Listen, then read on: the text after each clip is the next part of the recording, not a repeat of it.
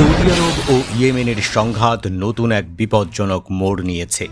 আকাশে যুদ্ধবিমানের গর্জন, ক্ষেপণাস্ত্রের হুমকি আর পাল্টাপাল্টি সামরিক ঘোষণায় মধ্যপ্রাচ্যের পরিস্থিতি আবারও উত্তপ্ত হয়ে উঠেছে। ইয়েমেনের সশস্ত্র বাহিনী দাবি করেছে, সৌদি আরবের আবহা আন্তর্জাতিক বিমানবন্দর লক্ষ্য করে তারা একযুগে একাধিক ব্যালিস্টিক ক্ষেপণাস্ত্র ও ড্রোন হামলা চালিয়েছে। ইয়েমেনের সামরিক মুখপাত্র ব্রিগেডিয়ার জেনারেল ইয়াহিয়া সারি এক বিবৃতিতে বলেন, সোমবার সৌদি যুদ্ধবিমান সানার আন্তর্জাতিক বিমানবন্দরে একাধিক বিমান হামলা চালায়। তার ভাষ্য অনুযায়ী এই হামলার উদ্দেশ্য ছিল মানবিক ফ্লাইট বন্ধ করে দেওয়া, যাতে চিকিৎসার জন্য বিদেশগামী রোগী এবং আটকে পড়া সাধারণ মানুষের যাতায়াত ব্যাহত হয়। তিনি অভিযোগ করেন, এটি শুধু একটি সামরিক অভিযান নয়, বরং ইয়েমেনের জনগণের বিরুদ্ধে চলমান অবরোধেরই অংশ। এই ঘটনার পরই ইয়েমেনি বাহিনীর দাবি অনুযায়ী দ্রুত পাল্টা অভিযান চালানো হয়। আবহা আন্তর্জাতিক বিমানবন্দরকে লক্ষ্য করে ব্যালিস্টিক ক্ষেপণাস্ত্র ও ড্রোন ব্যবহার করা হয় এবং তাদের দাবি, অভিযানে নির্ধারিত লক্ষ্যবস্তুতে সফলভাবে আঘাত হানা হয়েছে। তবে এই দাবির স্বাধীন বা নিরপেক্ষ কোনো আন্তর্জাতিক যাচাই এখনও পর্যন্ত প্রকাশ হয়নি। সামরিক মুখপাত্র আরও বলেন, সানার আন্তর্জাতিক বিমানবন্দরে হামলার জন্য সৌদি আরবকেই সম্পূর্ণ দায় বহন করতে হবে। তার অভিযোগ, এই পদক্ষেপের মাধ্যমে সৌদি আরব এমন এক সংঘাতকে আরও গভীর করেছে, যার পরিণতি পুরো অঞ্চলের নিরাপত্তার উপর প্রভাব ফেলতে পারে।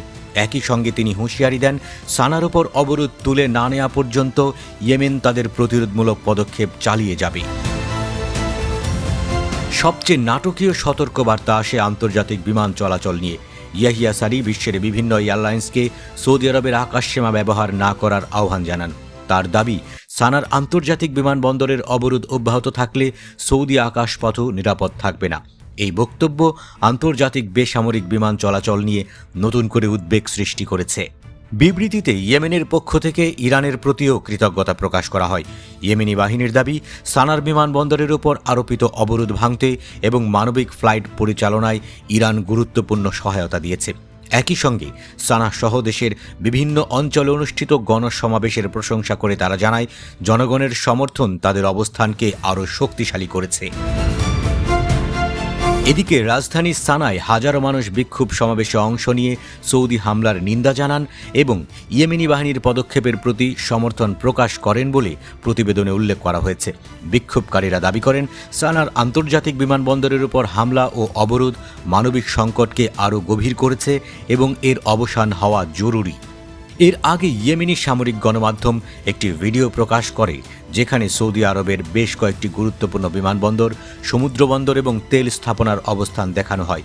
ভিডিওতে রিয়াদের কিং খালিদ আন্তর্জাতিক বিমানবন্দর, জেদ্দার কিং আব্দুল আজিজ আন্তর্জাতিক বিমানবন্দর, দাম্মামের কিং ফাহদ আন্তর্জাতিক বিমানবন্দর, জাজান বন্দর, জেদ্দা ইসলামিক পোর্ট এবং রাস তানুরা তেল স্থাপনা সহ একাধিক কৌশলগত স্থাপনার উল্লেখ ছিল। যদিও ভিডিওতে সরাসরি এসব স্থাপনায় হামলার ঘোষণা দেওয়া হয়নি, তবে বার্তাটি ছিল স্পষ্ট। ইয়েমেনের দাবি অনুযায়ী সংঘাত চলতে থাকলে সৌদি আরবের গুরুত্বপূর্ণ অবকাঠামো ঝুঁকির বাইরে থাকবে না।